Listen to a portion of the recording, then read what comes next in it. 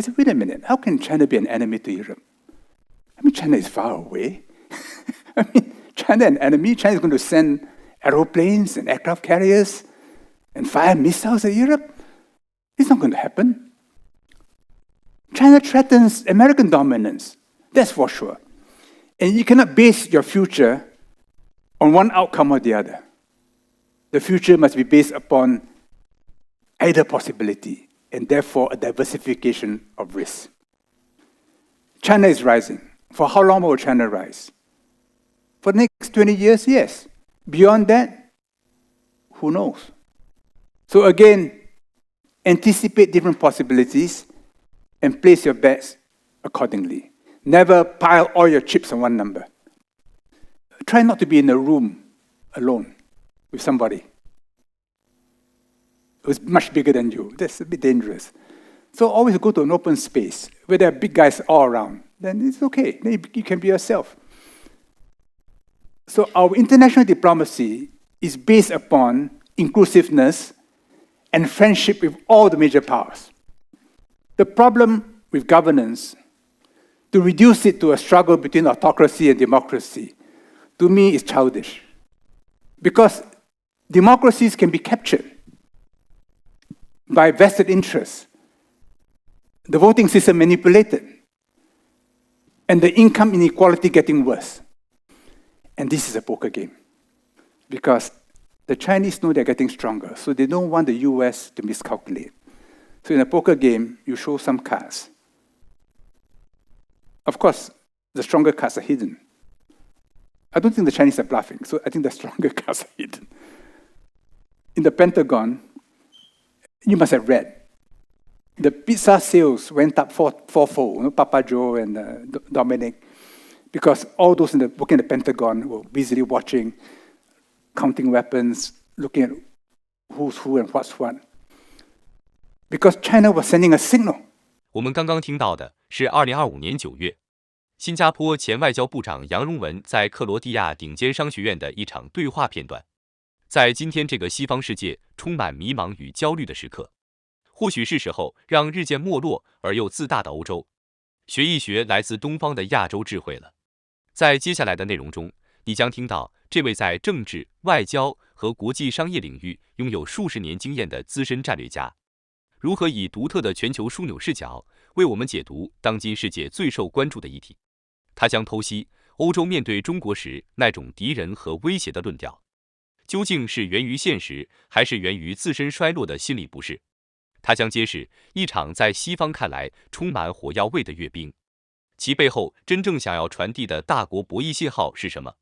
他会分享像新加坡这样的小国是如何在巨人的世界中找到自己的生存之道。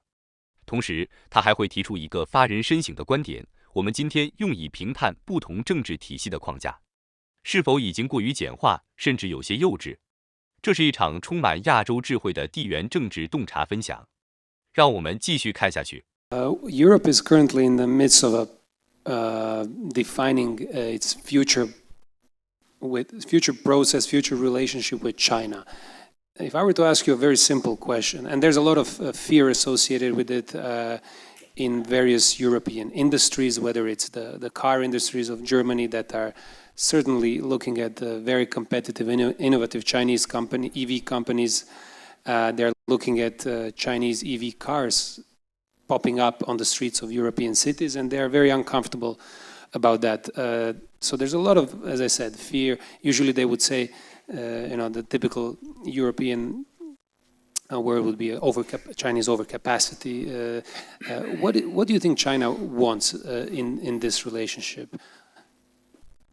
The Western world has been so used to being dominant and of patronizing the non-Western world that when China made rapid strides, it found it psychologically difficult to accept. And there was an information campaign to kind of diminish China. The trouble is when you do that, you deceive your own people. And for too long a period, there was a serious underestimation of what was happening in China. Even during the COVID years, All of us went through a difficult period. And China was very tough. But within China itself, they had closed-loop systems, so the industries continued to function. And during that period, when most of us were at home, working or pretending to work behind our screens, and waiting for the parcels to arrive, who made the stuff in those parcels? They were all made in China, but China had COVID. So how is it they were able to make those stuff while we were at home behind our screens? There is a lack of information about China. And suddenly, when the statistics break through the information wall, people got angry. And I hear European leaders describing China as an enemy. I said, wait a minute, how can China be an enemy to Europe? I mean, China is far away. I mean, China an enemy? China is going to send aeroplanes and aircraft carriers and fire missiles at Europe? It's not going to happen. China threatens American dominance, that's for sure. China threatens Western dominance, that's for sure. But the period of American dominance and the period of Western dominance was an aberration in world history. In most of world history, the world was diverse. China, however big, was never the dominant power because it's always inward-looking. So my observation is this, that Europe is still going through a period where the reality stares it in the face, but the emotions still can't accept it, and it's wrenching. So suddenly, Chinese electric vehicles have arrived. And Mercedes-Benz, Volkswagen, BMW, Renault, they're all in trouble. So the instinct is to protect. I once had an email exchange with Pascal Lamy, whom I work with on trade. He said Europe should do what China did, which is, you want my market? You set up joint ventures. The way Volkswagen was in Changchun, the way Tesla was in Shanghai. Joint venture. Talk. We learn. And one day, we will compete against you. America should do that too. But in the end, the key is yourself. Because if you are strong and willing to learn and work hard, then that joint venture will improve you. But of course, if a joint venture leads to protection of the market, increased tariffs, and it's just a reason for collecting rent, then it will do you no good. So this is not a dilemma, but a challenge which European countries have to address point blank. China is good in certain sectors. It cannot be good in all sectors. And Europe has deep strength. So how do you play it? And the technologies that you want, well, China, you want my market? You invest here, and you must have a joint venture partner. But it requires clarity and objective thinking in Brussels and in the major European countries. Let's talk about another poll. In a couple of weeks, I think you're going to the US to give a lecture at Harvard Kennedy School. When you look at US today as a player, the second Trump administration, how do you read the administration, and what is it that I asked you what China wants, what does US want? I think the US is going through a very difficult period. We've all followed the murder of Charlie Kirk, and it triggered off a reaction which has engaged the emotions of millions of people, you know. And one wonders what's going to happen. America is divided. Can the divisions heal? America has gone through many periods of division in its history, the Civil War, the Vietnam War. So it's common in Asia for people to feel that the US is on decline.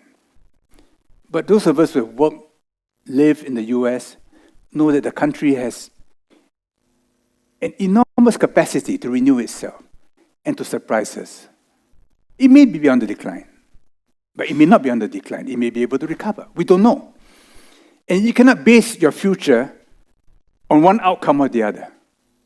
The future must be based upon either possibility, and therefore a diversification of risk. China is rising. For how long will China rise? For the next 20 years, yes. Beyond that, who knows? So again, anticipate different possibilities and place your bets accordingly. Never pile all your chips on one number. Do we have any questions from the audience for George? Yes, His Excellency, Australian Ambassador to Croatia, here in the first row. Yes, please. Thank you. A question, a comment and a question, if I may. So one of the key things I tell my staff about diplomacy is never burn bridges, because you never know when someone's going to turn up in your timeline again. And so I just really want to acknowledge Mr. Yeo. I was a very young diplomat in Singapore, and he was the trade minister at that time. And he was very much a part of building a very strong bilateral relationship with Australia. So thank you very much for that. A question. When I tell people I'm the Australian ambassador, one of the common reactions is, oh, it's so far away. And in a sense it is. And so part of my job here is to say why my part of the world is important to Croatia. So I just want to enlist your voice, if I could. Why is Singapore, why is Southeast Asia, why is the Indo-Pacific important to Croatia? When we look at Asia, we see three big realities. There is China, which has been most of its history a self-sufficient civilization. The people are homogeneous. So when they are organized, they always had the biggest internal market in the world. And the Chinese, if the rest of the world to disappear, China can continue, because it's big enough. Then there's the reality of India, which is noisy, confusing, but which is spiritual. Always invaded, never invading, or hardly invading. It will become the world's second biggest economy because of large numbers. Then there's Southeast Asia, in between. And Southeast Asia is half Muslim. And Islam will be a growing theme in world history, because by 2050, and many of you will be in your prime then, by 2050, half the world's babies will be Muslim, more or less, half the world's babies. Which means, in whatever you do, you have to understand Islam. It's so easy to say that Islam is the problem, that Islam is this and that. The first thing is not to judge, but to understand it in itself, in its history, in its achievements, in its strengths and weaknesses. In Southeast Asia, we are Buddhist, we are Christian, we are Hindu, we are Muslim. And we live with that. And because we have a sense of all the other big powers, I describe it as a place where the mandalas, the aura of China, of India, of the West, overlap to different intensities in each of the 10 countries. When I was trade minister and foreign minister, I worked to make Australia a deep partner of ASEAN. Geographically, it's at the tail end of a great archipelago. Its past was Western, but its future is Asian. I never missed a single meeting of the Asia-Australia Institute convened by Steve Fitzgerald and Gareth Evans, because I believe in this passionately. But Australia oscillates between being a member of ASEAN and being the 51st state of the US. So it kind of swings back and forth. But I believe the pendulum, in the end, will swing closer towards Asia.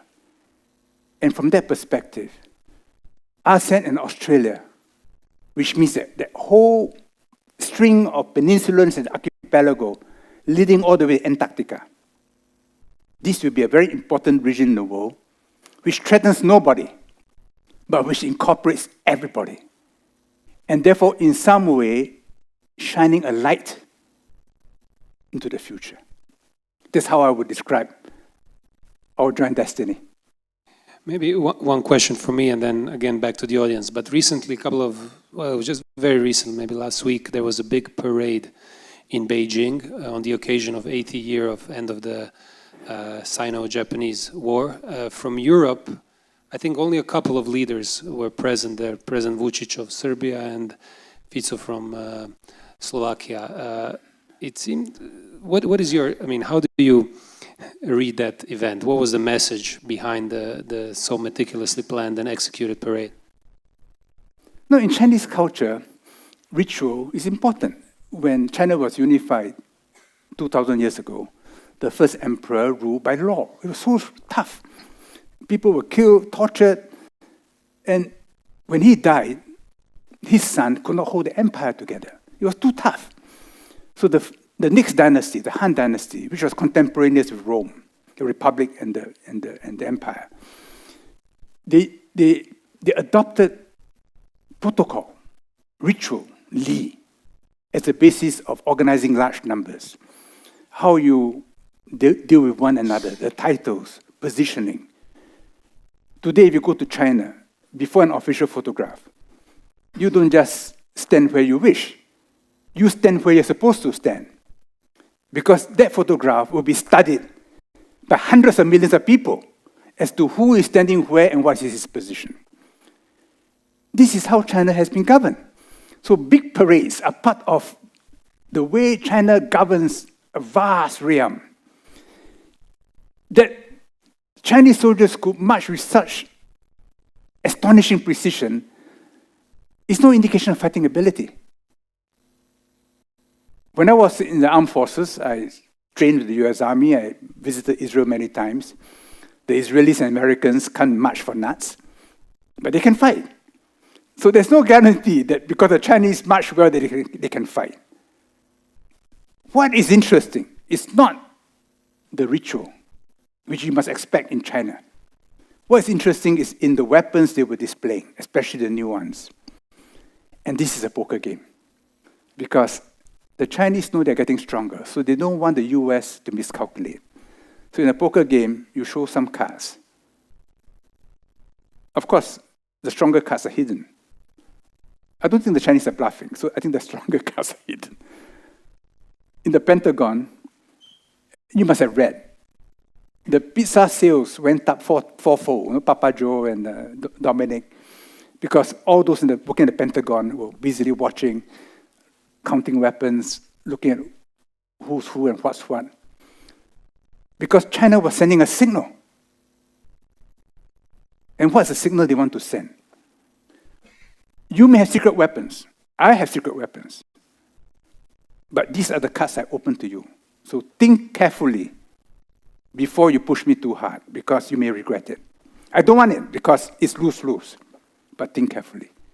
So that is the true implication.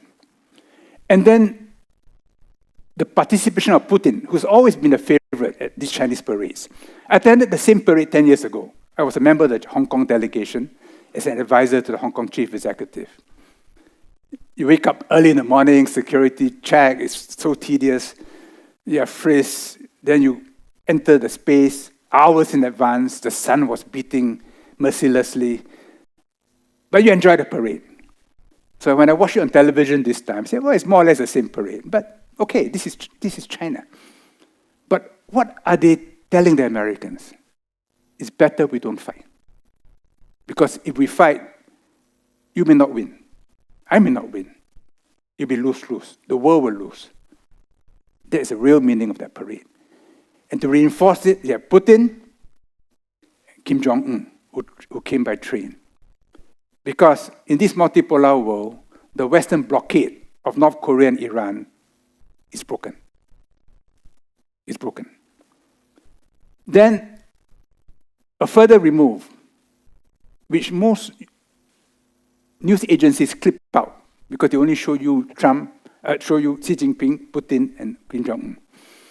Next was Tokayev from Kazakhstan and Prabowo from Indonesia. Why Tokayev and Prabowo? Because in 2013, Xi Jinping announced the Belt and Road Initiative. He did it in Astana in August 2013, in Nazarbayev University. And a month later, he did it in Jakarta, to the DPR.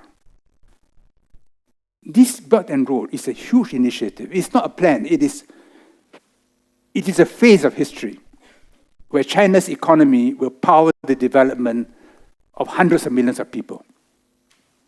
And to have them all coming out together was a signal to the G7.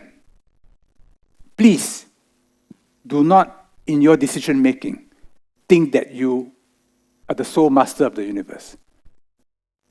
We are also here. That was the message. Thank you very much. Do we have a question from the audience? There's a student over there in the, and then later on we'll go up, yeah. And just briefly introduce yourself. Yeah. Hello, I'm Luca, first-year student, and I would like to ask you, how crucial is it for Singapore to balance the ties with major powers, and what risk does the country face if the balance is lost? Thank you. Thank you, Luca. So I cited the example of Dubrovnik and Venice. You're a small power. You are facing pressure from the US, from Japan, from China, from India, from Europe. So you've got to be skillful. You know? Try not to be in a room alone with somebody who's much bigger than you. That's a bit dangerous. So always go to an open space where there are big guys all around. Then it's okay. Then you can be yourself.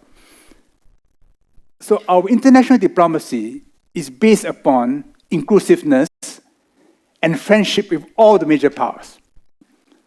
Now, from time to time, one of them will try to bully you. And then you got to say, okay, you're a big guy, so I move away to where the other big guys are. Then the bully, looking at where you are, then will say, okay, I understand. This is how a small country survives. Now, it's easier for us to do this if the region as a whole is united, which is ASEAN. Because all the other 9 ASEAN countries, including the biggest Indonesia, are small compared to the major powers. And they also do not want to be in a room with nobody else but a major power. So in this common fear, we find unity. Not a European unity, which is a complex legal construction. Ours is a loose unity of camaraderie, of common perceptions. You know, in Europe, you vote all the time. In ASEAN, we never vote. But our approach is, we know we are small, we know we're non-threatening, we turn that into a strength by being friendly to everybody. And therefore providing a platform where people feel that they are, okay, they are treated equally. So you're Croatian, you come to Singapore, you feel at home. You're American, you come to Singapore, you feel at home. You're Chinese, you come to Singapore, you feel at home. You're a Martian, you come to Singapore, I think you still feel at home. This is what we try to be. Thank you very much. Another question up there in the back. Yes, first in the back and then Tony. Just briefly introduce yourself. Hi, are you listening to me? Yes. Okay. I'm Alexis from France, and I had a question for you. Have you noticed any differences in terms of international relations about trades since COVID? Have you seen or observed any deteriorations of international relationship since COVID due to the competition of the reborning from COVID? Thank you. Is it clear? Yes. The ice started to crack with the end of the Cold War. And it's still cracking. COVID saw the ice cracking much more quickly. And in some ways, President Trump is putting a blowtorch to the ice to melt it more quickly, fast-forwarding the future. But the general trend, the ice cracking into a world which is multipolar, that is like climate. It is almost a given. But trying to predict the weather day by day, week by week, month by month, requires an attention to detail and careful tactical movements. Yeah. Thank you very much. Another question over there, Tony. Thank you. My name is Antonio. I'm from Croatia. First, I would like to thank you for being here today because it's a real pleasure to listen to you speaking. And I was not planning to have a question, but the opportunity is too good to miss it today. So there's a very famous book called Why Nations Fail by James Robinson. I'm not sure if you know it, but I guess you do. And the point of the book is that the main thing that makes nations fail or rise is the institutions, which can be inclusive or exclusive. And the author gives many good examples of South and North Korea and also the Spanish colonies in Latin America. And today you mentioned a couple of times China. One of the biggest chapters in the book is about China, where author explains that although the economy is inclusive, and we have seen the growth over the last 50 years in China, because of its exclusive institutions, they predict that in a long term, that China will not see, let's say, the status that the US has today in the world. What are your thoughts on that? Thank you. That's an excellent question. Governance is a complex business. It's part of what some philosophers describe as what is justice. Why do we have civilization? If you're alone on an island, or Robinson Crusoe, it's not possible to live. Everything requires a division of labor. If you look at it from an accounting viewpoint, on the left-hand side is assets. That's a division of labor. You apply capital, land, labor, technology, people work together, you create a bigger pie. The right-hand side is how you divide up the pie. Who gets what? Who holds the equity, who holds the debentures, who holds the whatever, you know. Inherent in the right-hand side is a sense of justice. Why should you get more than me when we work together to bake the pie? Oh, because I'm cleverer. No, because I have more capital. Yes, but does it mean that you should have this share? You imagine if the billionaires in the world, the masters of the universe, people like Bezos and Zuckerberg and all these big billionaires, if this were in the village, and this was the income inequality within the village, I think the knives will be out, because it is not fair. So in a community, how much should the king get? How much should the peasant get? It depends on what is the historical sense of justice. Between husband and wife, between ministers and citizens, between priests and laity, who should get what? So a society where the distribution is in accord with tradition and the sense of justice, then people say, yes, this is fair. I'm happy. I'm happy, therefore we cooperate. Therefore the pie grows bigger. But if many of us are not happy, they say, forget it. I'm leaving the kitchen. Then the pie shrinks.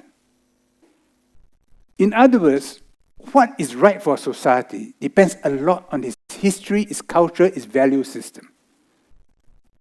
If the value system tells you that things should be shared in a certain way, but in the reality you don't, then there's tension. The problem with governance, to reduce it to a struggle between autocracy and democracy, to me is childish. Because democracies can be captured by vested interests, the voting system manipulated, and the income inequality getting worse. In the US, the Supreme Court has ruled that there's no limit to super PAC funding, which means there is $1 one vote for election campaigning. Is that fair? If you own the main media, and I don't, but we have one man, one vote, is that fair? In Australia and Singapore, voting is compulsory. You have to vote. Imagine applying it to America. Is that fair? Well, what is your history? What are the expectations? So when we judge China and say that China is autocratic, yes, it is. Is there democracy in China? There is also democracy because there are levels of governance all the way down. Is China productive? Sometimes. Is it sometimes unproductive? Many times. And for China, to me, the key is corruption. Because corruption is rent collection outside the value system. Everyone knows that if you are corrupt, it's wrong. Regardless whether you're a democracy or an autocracy, you cannot be corrupt. If you as a duke gets land, gets gold from the king, it's okay. But if you steal that land or steal that gold, that's wrong. So it's common now in the West to see Xi Jinping as a kind of a bad figure, because he's authoritarian, this and that. But to me, Xi Jinping has done something remarkable. He has reversed the tendency towards corruption in China. And he has been so relentless in tackling corruption that sometimes it seizes up the Chinese administrative machinery. But I think it's more important to tackle corruption because corruption causes people to lose faith in the institutions. That it's not right, it's not fair. Corruption led to the reformation of the Catholic Church. Corruption brings down monarchies. Corruption brings down democracies. So to me, good governance has as a precondition corruption, which is a detraction from what is considered fair in the distribution of rewards in the society. In Singapore, you were quite successful in rooting out corruption. How did you do it? It's a constant struggle. We have laws, we pay civil servants good salaries, even ministers, but the temptation to take is always there. So you must have laws. And if you get your hand in a cookie jar, well, you get smacked. And if enough hands are smacked, people will say, no, don't fool around. If you go to China today, it's very safe. It's very safe. You leave someone did a survey, they left a notebook on the table in Paris, in London, in New York, in Rome, in Beijing, to see how many minutes before it disappears, right? It's like a Big Mac test, In China, he gave up. It's not disappearing. Now, if you are cynical, you say, yes, it's because there's so many cameras around, no one dares to steal. That's true. But it's also because, after a while, people said, look, this is the way to behave.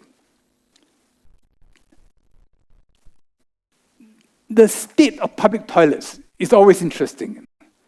It's very difficult to find a dirty toilet in Japan, because in the toilets, there are no cameras, right? So it's between you and the toilet bowl. What is a value system? If you see something which you can put right, do you make it worse or you put it right? For the Japanese, it's internally driven. They feel a conscience. But in many places, no one is looking, who cares? To me, that is one indicator of the quality of a society, of the quality of the social contract. So look at the toilets next time you think about the country. There, one question over there, yeah. Greek colleague. Tony, okay, quick question. And we'll take a few and then George will answer consecutively. So I'm Tony, I'm a fourth-year student, and I just wanted to ask you, do you think that the Croatian government can replicate the success that the Singaporean Housing Development Board had with providing its citizens with like affordable housing? And like, if I'm not mistaken, 80% of Singaporeans are like homeowners, they own their own homes and apartments? This is a very good question, actually, and this is not just relevant for Croatia, but whole of European Union. At the time, you probably saw that EU now has very much in focus of this new commission is the housing issue that is not present only in Croatia, but across the board in European countries. So thank you for the question. Well, there is no secret formula for public housing, and Singapore's public housing structure is easily codified and reduced into a textbook. Open source. It's open source. And we use it as a form of diplomacy to help other people and gain some goodwill for ourselves. So every city in China has studied the public housing system in Singapore, and increasingly India too. It is never a problem of engineering and organization. It's always a problem of politics. And the politics in every country is different. So you ask me about the housing problem in Croatia, I don't understand enough about the policies of Croatia to give you an answer. But if Croatians want to come to Singapore to study a public housing program, to study where we've done right, where we've gone wrong, you're welcome. Thank you very much. Yes, our ME student from Greece. Just briefly introduce yourself. Nice shirt, by the way. It's a great university, great shirt. Thank you, first of all, to have you here. My name is Mihalis. I come from Greece. And I will address you as, I guess, a proponent of political pragmatism. And the question is about political pragmatism. As I would say it requires sacrifice to break sometimes idealistic standards, to take unpopular decisions, and to have the orientation towards the long-term game with short-term sacrifice. In democracies, like that we have in Europe, where politicians have a short-term orientation towards getting re-elected. How can these decisions be properly communicated and justified towards the people so that more democracies can go towards this kind of orientation, long-term orientation? Thank you. Thank you very much. In the Greek city-states where democracy started, they knew one another, and they cared for one another, and they fought to help each other. Good democracies must have that direct nexus, that we all feel that we are part of one community. In the same way, when we read The Wealth of Nations by Adam Smith, and we are celebrating a big anniversary next year, the market works well when you have a sense of community. If you don't have a sense of community, then a liberal democracy, a free market, is a way of playing a game to get more for yourself. And in a society which has lost its sense of democracy, whether it's because of politics or because of massive in-migration, where people are only interested in themselves, their families, and their friends, then I think democracy breaks down. So for a long time, the Scandinavians, the democracies were direct. It worked well. Till today in Switzerland, where democracy is at the canton level, there's a strong sense of community. And it doesn't mean in a democracy that you don't think long-term. If you have a sense of community, you will think long-term. But if you don't have a sense of community, then you just grab what you can. So my answer to your question is, look at a society, and has it still got a strong sense of community? I think in Croatia you have. And therefore, it should work well for you. But in many countries now, it's just a game. Thank you. One question over there.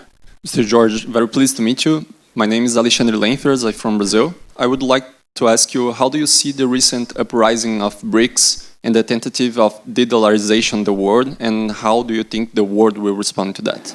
Thank you. Thank you very much. You know, in 2008, when you had the GFC, the global financial crisis, the G7 countries did not have the ability to pull the world out from a deep hole. So George Bush convened the first summit. The second summit in 2009 in London, Gordon Brown chaired it. And the 20 countries agreed to coordinate fiscal and monetary policy. China introduced a budget, 4 trillion renminbi, to generate global demand. It created enormous distortion in the Chinese economy, but it helped to get the world out from that crisis. With the Ukraine war, the G20 has broken down. It's no longer effective. And the G7, for the Western countries, has recovered its old primacy. But there's a danger that compared to 2008, the G7 today is even a smaller share of the global economy than at that time. And if the world goes into another hole, there's no way the G7 can get us out of it. It requires coordination with many more countries. BRICS is not to counter the G7, because you still need the G7. BRICS is a way, a deterrent to the G7, not to ignore other countries. It's to keep the G7 honest. Russia may want the G7 to be anti-West because of what it's facing. But neither China, nor India, nor Brazil, nor South Africa want it to be an anti-Western organization. For this reason, till today, the G7 has not even got a secretariat. It only has a steering committee because slowly, let's play it and see how the G7 reacts. If the G7 doesn't learn, then it will begin to have a small secretariat. Then it will begin to develop legs and wings. Then it will be a different world. But for the time being, it is to keep the G7 honest. And on the de-dollarization, the dollar issue, do you have a view? Well, from a climatic viewpoint, the exorbitant privilege enjoyed by the US dollar is an aberration. It cannot continue forever. So the question is when and how. And the weaponization of the dollar and of the financial system, the confiscation of Russian even to Maduro's gold being kept in the Bank of England and given to his opponent. Not really, but in name. All this would have convinced wealthy people and governments to say, look, be careful about Western financial institutions. The politics may change and they may take your assets. So I see Western action accelerating the decline of the US dollar. But for the time being, it's very important, and many of us need the US dollar. You say the cookie will crumble. When will it crumble? How will it crumble? You don't know, but it will crumble. 杨荣文先生以新加坡独特的全球枢纽视角，为我们提供了一个冷静务实的框架，去理解这个正在经历深刻变革的世界。在这场对话中，他给出了一系列一针见血的诊断。首先，他将欧洲面对中国崛起时的反应归结为一种心理上的不适应，是昔日主导者面对历史常态回归时的必然阵痛。接着，他用扑克牌局的比喻，揭示了一场军事仪式背后大国之间避免误判的战略沟通，而非简单的炫耀武力。他还用不要和巨人单独待在一个房间里的形象比喻，阐明了小国在地缘政治棋盘上的生存智慧。